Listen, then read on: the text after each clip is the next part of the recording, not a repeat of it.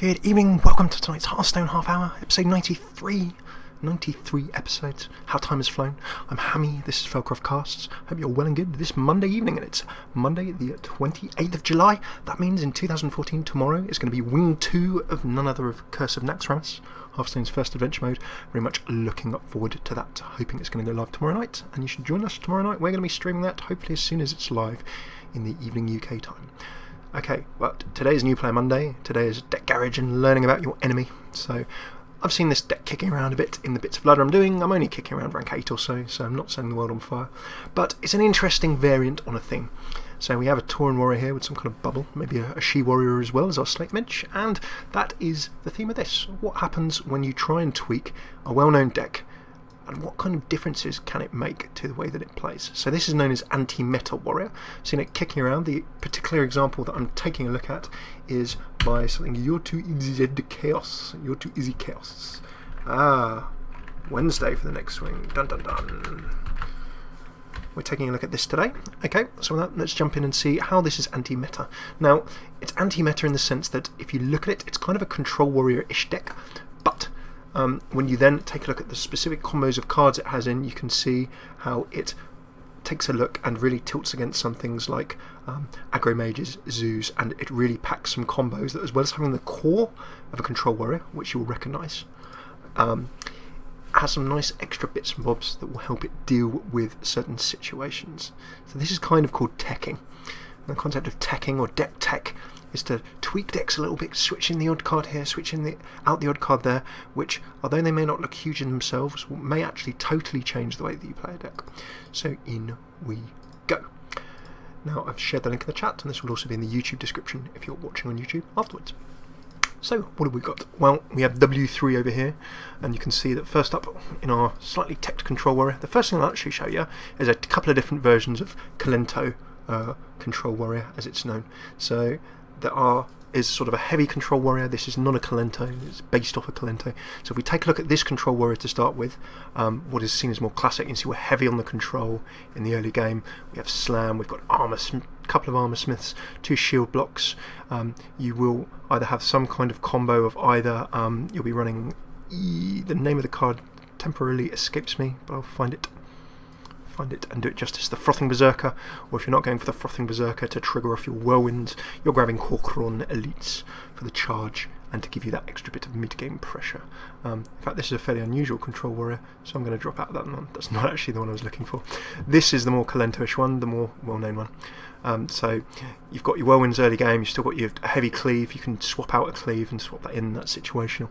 You've got your slams, Whirlwinds, executes, all of these things that will help you control minions in the early game. Shield slam, the combo as usual of Armor Smith and Acolyte of Pain with Whirlwind, armouring up your hero, letting you draw cards, and then Frothing Berserker, also triggering off the Whirlwinds and damage minions. So this is what a fairly standard, shall we say, Kalento or control warrior looks like. You've got lots of heavy early game control, as you can see with that mana curve. Not so much in the middle, 4, 5, 6, and then in the late game you've got all your big threats. So I control the game early to mid game. I've got 1 brawl to reset the table against aggro if I need to. That can be 2 sometimes. Faceless Manipulator, and at 50-50, but can help you with your big threats late in the game. And then you will see some combo of these in every control warrior of some description. Cairn for the tempo, Gorehowl for the warrior controlling minions using a hero on the board. Sometimes Geddon, sometimes not, depending on how many aggro decks or similar things that you need to nuke through, like Shaman Totems. Grommash Hellscream going with the Cruel Taskmaster for 10 mana, 12 damage, charge combo, and then some combo of these as well. Alexstrasza, very common, throw that down to get your opponent's health down, and then finish up with some Gorehowl, Minion, Grommash combo. Ragnaros for general all over damage, and then sometimes Ysera. Ysera for really twisting the knife at the end of the game. Keep your opponent on control early, and then flatten them in the late game. That is Control Warrior traditional. So why are we looking at this anti-meta version? Well, sometimes in this anti-meta version, and with the current game, you'll see a bunch of, okay, zoos are obviously something that you'll see. There are a few hunters kicking around. The aggro mage, the sort of freeze mage and similar that you'll see. This deck takes what is known about Warrior, which is what we've looked at, and then it tries to spin it on its head and thinks, right, well, how do I make a few little tweaks And how do I use those tweaks to give me advantage against the kind of decks that I might be playing in the ladder at the time? So if we take a look at this W3, we'll go through all of the purposes, but really this is our anti-meta warrior deck. We'll run through it, and then we'll show that how it plays a little bit different to your average control warrior in a game. So it has a few nice little tweaks and balances. So you can see in our right column, you can see executes, shield slams, you can see the whirlwinds. Okay, there's no massive surprises here. All of this is looking like a pretty standard control warrior. If I damage a big minion, I can execute to remove it. A shield slam takes advantage of my armour. I can armour up with the usual shield blocks and warrior hero power, and then shield slam stuff out the way. It could be big minions, small minions, I could be setting them up for executes and the like. So far, so well known, so good. Whirlwind, also that's triggering me, setting me up for executes, and also buffing some of my minions. 2 Fury War Axes, early game control, using the warrior hero to control minions. I swing away with my axe a couple of times, I get rid of pesky little minions. Just the one cleave in this deck. Cleave is of course situational. Now if you're playing really heavy aggro, your opponents in rush decks are always going to, most often than not, if they don't have 2 minions on the table in 2 or 3 turns, then they're really struggling. But remember of course that you can't use cleave if there aren't 2 enemy minions on the table. It just won't work. So for that reason some people go with 1 rather than 2. And indeed this anti-meta deck doesn't have 2 cleave in because it needs to free up card space for some of its neat little tricks. Slam, again we've only got 1 slam here. Now a lot of control warriors will run with 2 slams, but then you think about it, is slam always useful? Well, if you're playing aggro, then that slam will do the 2 damage to the minion for 2 mana, but it's not going to let you draw the card. When you tend to play slam later in the game, you can of course use it to set up executes. It will remove or weaken some minions so you can get the kill to draw the card, but it's dropped down to 1 again to free up some room for some other nifty little tricks. So we'll have a look at those. Armorsmith, well known as we've said before, a staple. If I damage my own minions with a whirlwind, if I am taking damage, my other minions are attacking and taking damage of course, then I'm just gaining armour on my hero. If you drop the Armorsmith at the right time and combo it with either the correct cards you are playing or attacks you're doing with your minions, you will stack up loads of armour. That sets up shield slams, it makes you hard to kill. A couple of Armorsmiths still critical. Next up we've got 2 Cruel Taskmasters. We're using those to set up our Grommash combo, and in a pinch you can use those to buff other minions, and of course do things like drop the 1 damage on your Acolyte of Pain to draw a card, drop damage on the Armorsmiths or similar minions to armour up your hero. A very versatile card, and at worst it's 2 attack, 2 health and 2 mana cost, so nothing bad about that. Here is nifty trick number 1. The Wild Pyromancer. Now this card you will see thrown in as the odd tech card, and this is a very good example of tech into a bunch of decks. You throw it with a cleave and a slam, and suddenly you can nuke a zoo board. If someone has unleashed the hounds and they've left all of their hounds on the table, you throw down a Wild Pyromancer in 1 spell and suddenly you're wiping the board. The mana cost is pretty low. You'll probably kill your Pyromancer because there's no way with this warrior deck to buff up its health or really heal the Pyromancer, but you're going to throw out that single Pyromancer or hopefully get it at a time of need. Now you're not going to have 2 because that would be in a very heavy aggro game, but having the Wild Pyromancer gives you a really good additional threat and a way of clearing the board very quickly against Zoo Warlock decks, against Shaman decks throwing out lots of totems, any kind of rush deck, and then also, as we mentioned previously, some hunter decks who are swarming with Unleash the Hounds or similar. So Wild Pyromancer, dropping a spell after that, suddenly clears the board for you if you play it at the right time against the right kind of deck. So do not underestimate Wild Pyromancer, a very, very handy card to have. If you've not played with it before, experiment with it. Remember that you're damaging your own minions as well, but a nice little nifty trick to have in here. Okay, shield blocks, 2 of those, fairly standard warrior fodder. Getting 5 armor and drawing a card for 3 mana, nothing bad about that whatsoever. Generally you want to try and throw one of those down before a shield slam. Remember that if you throw down a shield block and take 1 turn and then shield slam the next go, maybe your opponent has attacked your hero, removed all your armor. A mistake I like to make when I'm rushing. Just the 1 Acolyte of Pain in here.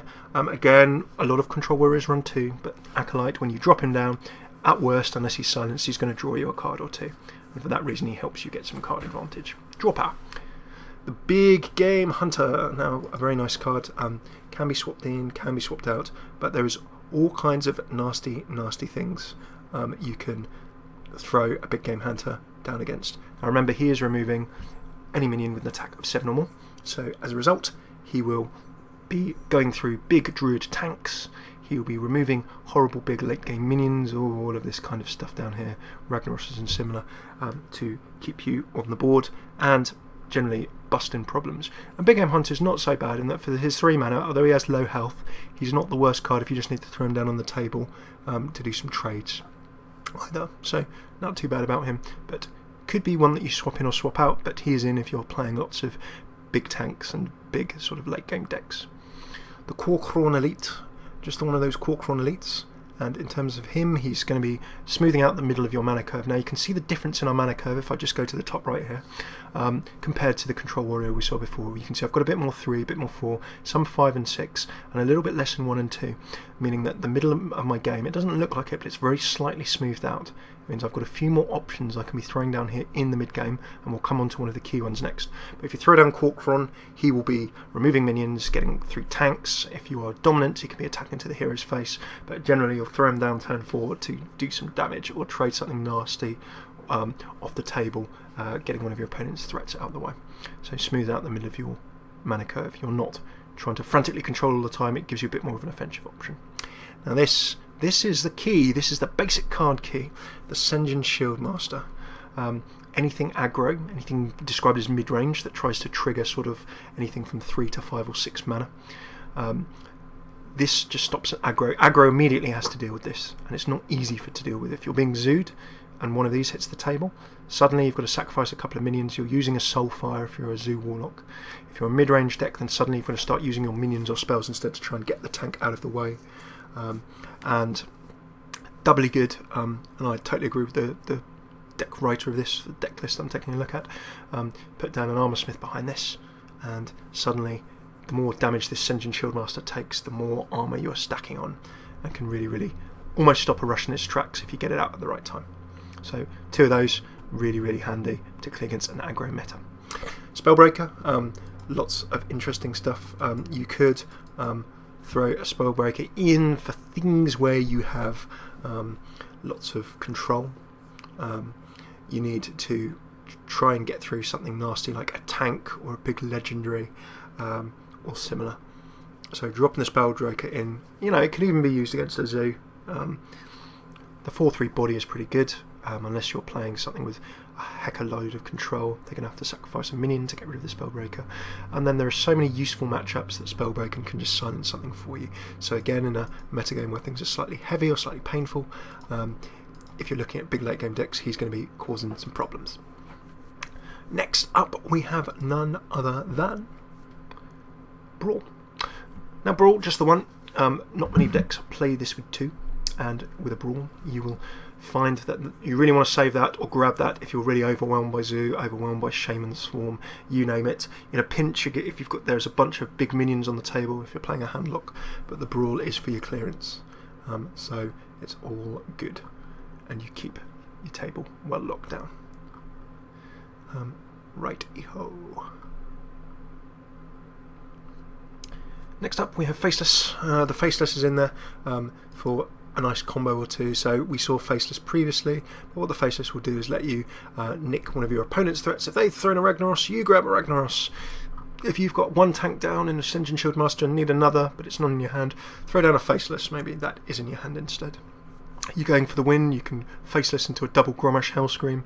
Lots of horrible, nasty combos and trouble that a Faceless can cause, whether you're copying your opponent's minions or just making another copy of a beneficial one of your own. Both very handy to have in. So that, again, in mirror matches and similar, can help you shift the balance. Ken gives you a strong board. As we saw, he's a fairly standard. Geddon gives you clearance ability against totems and similar, as we've said, so Geddon still makes the grade. If you don't need him, don't play him. Can sometimes cause you more problems than he's good. And then we have Ragnaros and Alexstrasza. Fairly self-explanatory. Lob down Raggy, you can always Faceless him. Lob down an Alexstrasza, drop your opponent's health to 15, or top your health back up to 15. So I'm going to just do a cheeky little screenshot of that. Just remember that there's an Alexstrasza on the bottom of there. We'll throw it in our column, and then we're just going to quickly play a couple of games to show you how this deck can work, and maybe hopefully illustrate a couple of its subtleties. How just by changing a few cards we can actually make this deck really, really work in a slightly different way, and be particularly strong or slightly more effective against the meta. Now, I'm just going to give you the caveat of I need to have a look and see what this meta is at rank 8, rank 7. So I've seen a reasonable amount of aggro, so for that reason I think this will be quite fun and quite effective. Against aggro and mid-range, this is very, very strong, and it still has the threats to deal with the late range. So let's see where we're at. Did I drop down? Maybe I dropped to rank 9. Oh, rank 9, okay. The shame. Nah, it's not shameful. So that has been the first part of our Know Your Enemy. So next, let's get into a game.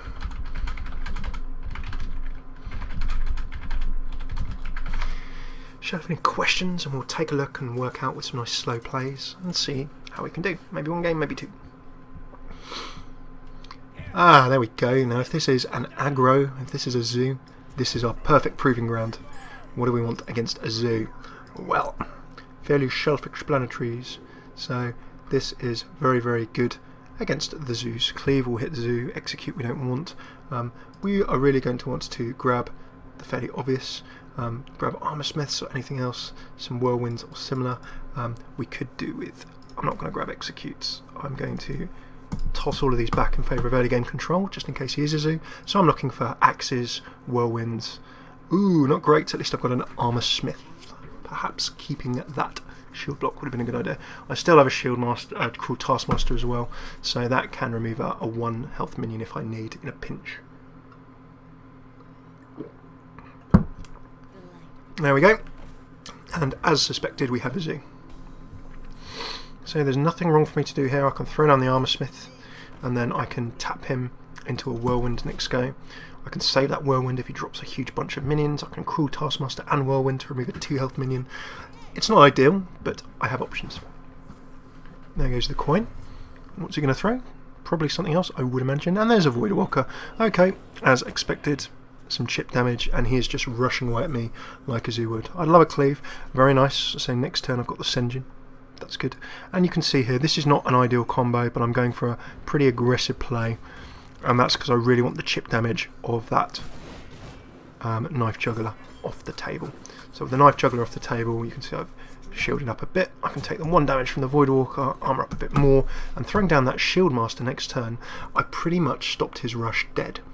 So you can see the subtle little difference of the Shield Master there. I would have had Whirlwind, I would have had Cruel Taskmaster and similar. You can see lots of Warlocks for Zoo-wise now liking to play that Nerubian Egg to try and sacrifice it. I'm not going to kill that Nerubian Egg. I'd love to silence it if I could, but I'm not going to.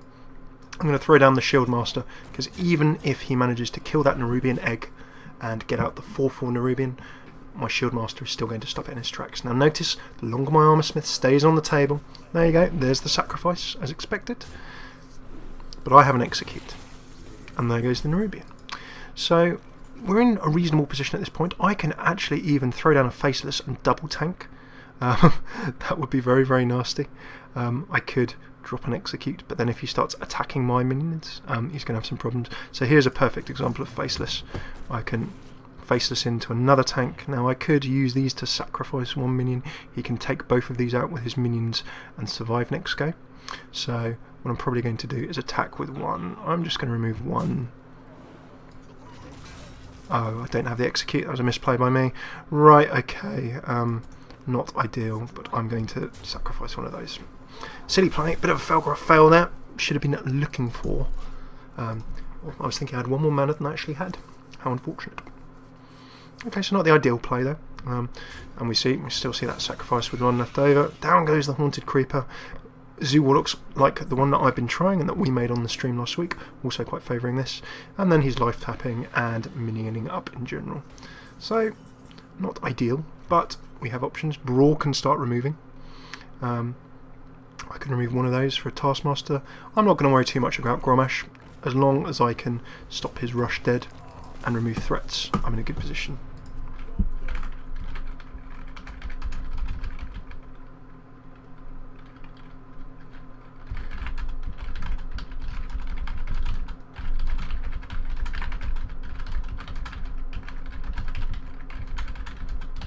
Okie dokie. We will see in terms of streaming a bit after. I would love to, but obviously one night this week I would love to be sitting there right and live for Naxxramas the next week. So we're nicely armoured up. All of these creepers are coming down. We will kill them. There will be lots of small spiders, all buffed up. So this is by no means easy, but if I grab a whirlwind, my second whirlwind, I can deal with all the spiders that these spawn. I just need to keep some of this under reasonable control. So remember that I can slam for a card draw. I could then brawl, but that's going to create a lot of small spiders. So I'm going to get rid of that. Draw the card. I can execute into the spiders. What I would probably rather do is get rid of 2 of the spiders. So for that reason I'm going to armour up and do nothing. Next turn, if I need to, I can Grommash to start removing stuff. Dropping the Grommash immediately forces him to deal with it. I can Alexstrasza for a few soon, but the more he drops on the table, I can still execute to remove that one, which will spawn the 2 spiders, and then put some pressure on next turn. So you can see all of this armour keeping up very nicely, and I want him to play minions. I want him to play lots of minions, because at this stage I'm going to be taking out even more minions with my combo. The Acolyte of Pain I'm not going to draw right, I'm going to execute. Now you can see obviously if I execute first that spawns the additional 2 spiders. Now look how much I'm going to remove for the value of this one Brawl, and this is why Brawl is going to be oh so solid.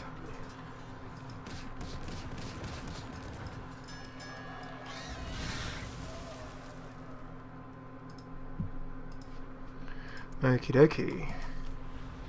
So you can see that Brawl, all of the spiders did come back, but I got rid of all of the big threats. So now what have I got? Well, I can Alexstrasza next go. He's going to have to deal with that. Unless he can rush me down and very, very quickly, then he's going to be in trouble. Now don't underestimate, he could have Leroys, he could have Arcane Golems, Doom Guards, all kinds of nasty things, but if I was really playing safe I could cleave. But instead I'm just going to drop an Alex and say your move, pal. Now in the late game you can see our deck as a control warrior should have done is totally burnt out Zoo, but you can see the Faceless Manipulator and the Sen'jin Shieldmaster gave us that nice little combo in the mid game. And there you go, he's had to Leroy to remove my Alexstrasza, and here begins the downfall of the Warlock, because he cannot now put enough pressure on with the late game cards that I have. And he's traded the entire table off to drop a Harvest Golem.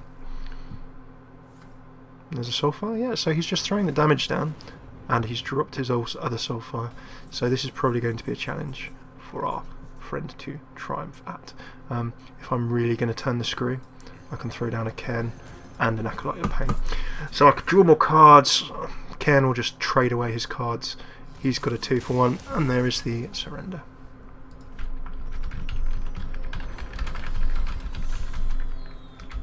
Okay, so hopefully that was one nice example of how we can jump in and against a Zoo. Control Warrior should always go well against a Zoo, but you saw the slight little variation there that we used in terms of our Sen'jin Shieldmasters. Not sometimes often seen, but for a basic card, oh so solid.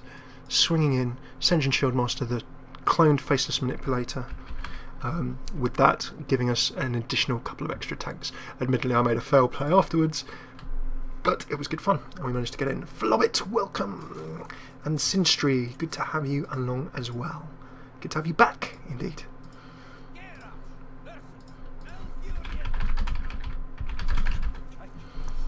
So, for those of you just joining us, you join us in the middle of taking a look at anti-meta warrior, or anti-meta control warrior. Okay, we have a Druid. Greetings program.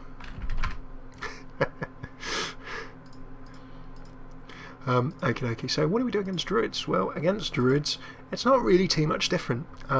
It will be good fun for the sort of control in the late games. There's a whole bunch of stuff that we can hit out against.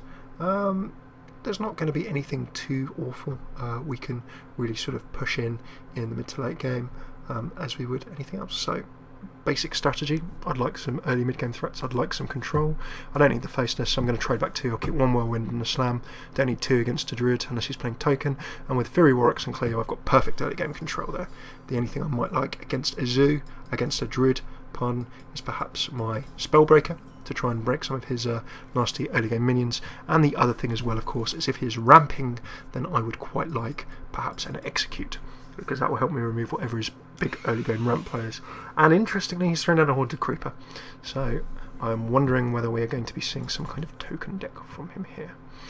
Okie dokie, well, there's nothing wrong at all with me just weaponing up let's remove these tokens before they cause any trouble. If he throws any other minions down, I can Whirlwind 2 to just remove all of his little tokens. So, Harvest Golem, okay, this could be some kind of tempo. This is not looking like a sort of hardcore ramp druid. It's not looking like a watcher or anything like that. So what are my options here?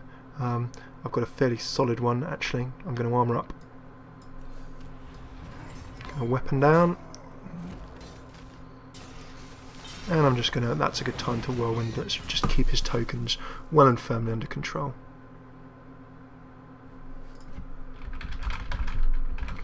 I very much enjoyed that. Greetings program. Bit of trollage. And the fabulous Daft Punk soundtrack. Violet Teacher, okay, we see this popping up in a few mages and similar. He'll want to be lobbing up a lot of cheap spells to get a swarm of apprentices, and then probably buffing those apprentices with a savage roar, like we've seen previously. So I would quite like to kill this. Can I kill this? At the moment, this turn, it looks like we're in the negative. The Kor'kron Elite is not going to be slamming in or doing anything. The Sen'jin Shieldmaster will certainly stop him dead in his tracks for the time being, and then I can reach out and pop that off next go. So I'm just going to throw down a nice solid tank and wait and see what happens next turn. He is going to want to throw down a lot of cheap spells to summon all those apprentices. If he has board control, he can then throw down Savage Roar to buff all of his 1/1 apprentices by a silly amount of attack, and then start swarming me in the face. That looks like it's a token druid. Mr. Bellatrix, welcome to you. A silence, sensible. Oh no, he's gone for the 2 damage and the trade. Very nice. But that is not going to help him withstand my cleave. So another control combo here. I'm going to slam first, that gives me the card draw, and then a nice cleave to remove the 2 from the table. Lovely, jubbly. I'm quite happy to tap on the table. I've got a Spellbreaker in hand for any of his big tanky minions. I've got another Sen'jin, which is lovely. I can even charge with a Kor'kron, and I've still got my coin where I can accelerate into my late game cards as well. So, feeling good at this point in time. There's the Druid of the Claw. Alright, he's gone for a charge druid, no problem. Obviously trying to keep the pressure on me, but with 6 mana at this stage, I could throw myself in or just charge him off the table. I'm actually going to do something a little bit funky. I'm just going to set myself up for some trades. I just want his table under control. So I'm going to coin in and make sure that I've at least got that minion. I quite like some more cards, that's my only sort of funk at this point in time. Another Claw Druid, he is really going for it by charging into my face. Unless he's got some big finishes, which of course, let's not forget, with Druids is always a possibility. No, I'm not going to be able to spell break him, but what I am going to be able to do is, and if I'd kept my coin I could have coined into a rag, so I'm going to charge in for 1 and see what he wants to do now. There are plenty of ways a druid can remove a 5 health minion without using his charging Claw Druid. So I'm almost home and dry, potentially, but let's not forget druids can pack Ragnaros and that, same as everyone else. So we just need to see what nasty finishes he has up his sleeve.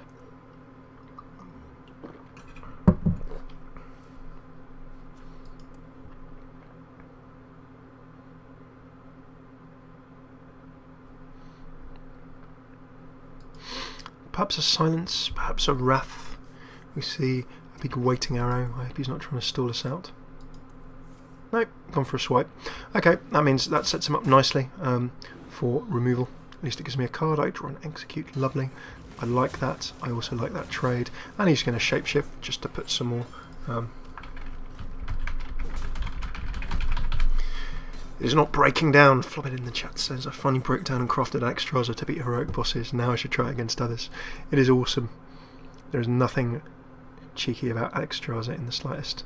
I'm gonna now options. Execute is one. Spellbreak is another. I could just throw down something. If I had my coin, I'd be well and good. I'm gonna stir things up a bit. I'm going to say, hey pal, remove my Grommash. Now that's not an optimum play. You generally want to save Grommash for when you can do some damage to the face guaranteed, but I want this druid a bit on the back foot. I've got Alexstrasza in my hand next go. If he can't kill it, I've got Ragnaros as well. I'd like him to spend a lot of his turn and mana trying to get rid of my Grommash. And it turns out he only needs to do a Wrath, possibly one other spell. 2 Wraths in a row perhaps. No, he's gone for the 1 and card draw. maybe he's got a swipe, perhaps a bite, or he's looking to... minions with Battlecry cost more. I cannot get Alexstrasza out. Power of the Wild, summons a Panther as well. He knows that I can't remove this, which is a little annoying. But what I can do is throw out some control. So Shield Slam, how can I do a nice control combo? Well, for 9, I can either charge into the Nubra Weblord and remove it. I can Axe, Shield, execute for 5. That then gives me a 4 silence, which I can drop. Let's just see what the best removal combo is here. I could just throw down Rag and just be like, yeah, come at me, bro. It's always a good option.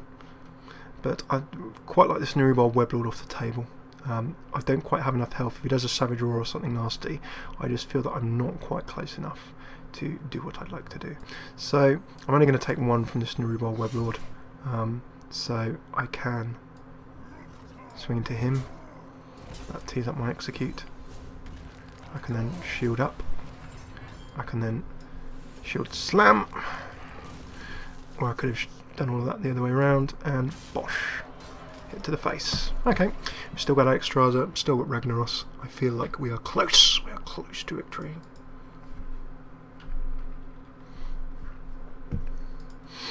Spellbreaker as well. If he throws up a tank, Raggy, Alex. Don't forget we still got Geddon and 2 shield blocks, so feeling good about that.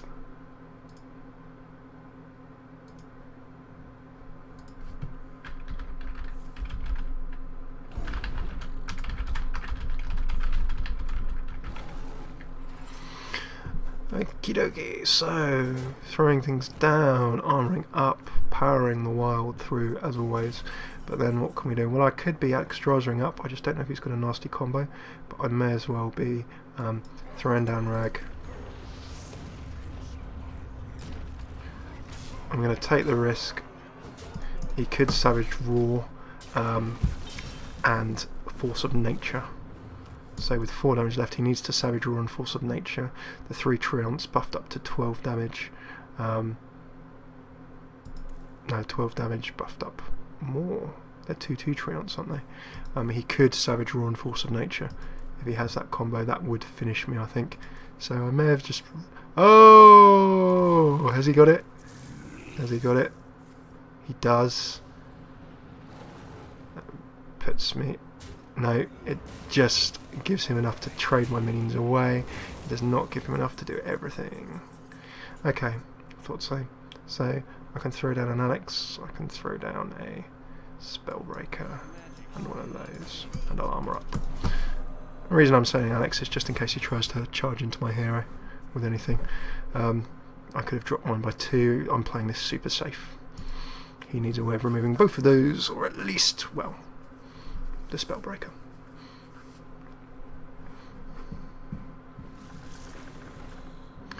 Okay, Lore Ancient, drawing cards, shapeshifting, we're not out of the woods yet.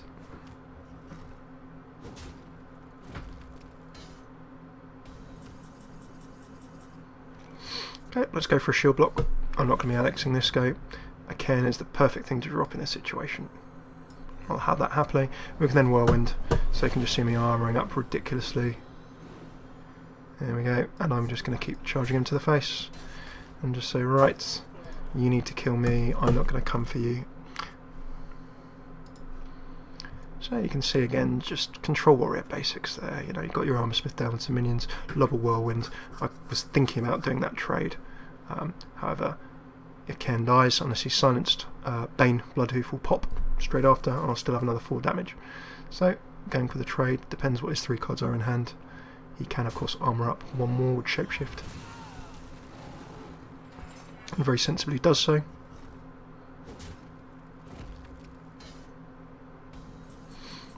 And that... oh, I don't have a spell. How infuriating that is. So I'm just going to pop down Alex. And say, right, you have but 1 health left. Can you remove all of my minions in 1 turn? I'm hoping the answer is no, otherwise I'll be very, very sad. But anyway, so we're going to be finishing up slowly after this game, but thank you very much for tuning in. I'm hoping this is a win. I don't want to count my chickens before they've hatched. You can just see the cheeky warm pop breath to draw that extra card. Will it make the difference? I do not know. Force of Nature, okay. Throw out your combo again. That is fine. This would be a finisher. He's going to innovate. That can, again, it can Savage Roar. So we've seen 2 Force of Natures and Savage Roars, but it's not going to help him beyond moving. Yep. He is wanting to remove as many things as possible. Don't blame him.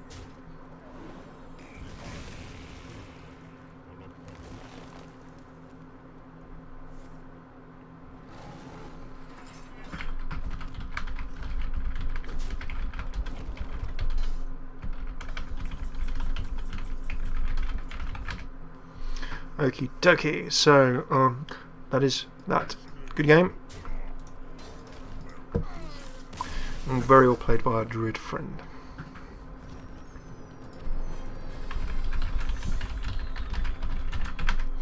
Okie dokie, there we go, back up to 5 stars. So that, 60 gold as well. Ooh, a bit more gold towards our next Ramus goodie bag. Oh, still need a couple of hundred for the next wing. I need to get on that before tomorrow. So thank you so much for tuning in tonight. We've taken a look, as you can see on the right, at this anti-meta warrior, as it's been known. I'll just link it one more time in chat, and if you're on YouTube, this would also be in the description. So we've taken a look at it, we've taken how it differs from a normal control warrior, and we can see how just some of the small changes, and full credit to You Are Too Easy Chaos on Hearthstone, who has shared that one, but the actual player will find out as well. Or that could be the actual player. You can see how some of the small differences there, just some of the things like dropping some slams and cleaves, having that, just the one brawl, and throwing in the Spellbreak, a couple of Sen'jin Shield Masters, having that Faceless Manipulator. These small changes giving you the difference between sort of a winner and a loss in some common matches against decks that we're seeing on the ladder. So a lot of aggro options and things like that. Some of these small differences give you a lot of utility. You can play quite strongly against mid-range decks such as that Druid we're taking a look at, and you can also thrive as a control deck should against aggro. So if you are new, a little sign off. Thank you so much for tuning in. Not the intro slates. Click Ocalypse. We're going to be back with a Naxxramas, the second wing of Naxxramas, whether it's launching live tomorrow night, that's Tuesday, or Wednesday night. We will be streaming it, so please do tune in. We'll let you know the special time of that stream when we think it's going to go live. It may involve, as these launches always do, a little bit of sitting around waiting for the game to go up. But as soon as it goes up on one of those nights, we'll be streaming it all the way through for a couple of hours. So don't miss that. If you have just joined us, or if you're new to joining us, then please do check out youtube.com/FailCraft Casts. There you can find loads more Hearthstone half hour, more deck guides, new play Mondays like this, and Heroes of the Storm and a bunch of other stuff. We try and do 5 nights a week, so do come and join in.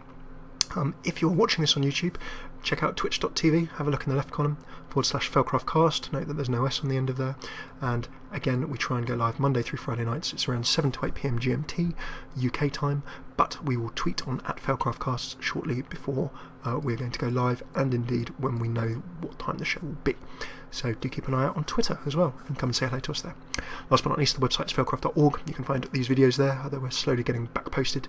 New player links, bits and other bobs, Heroes of the Storm, and a few other games as well as some new player guides, some deck lists, and then some links that don't sit so well in a video. So cheers bunches for tuning in, and if you are live, hope to see you again soon. Do hit that sub button on Twitch, totally free. If you're on YouTube, well, throw us a follow on Twitch or on YouTube, subscribe away. Hope to see you again soon also. Last but not least, if you liked it, do share it, do let people know. It's really good, helps me keep going. And if you didn't like it, as always, that's fine. Just let us know what I can do better. Constructive criticism is always awesome, because we can just make better stuff for you. So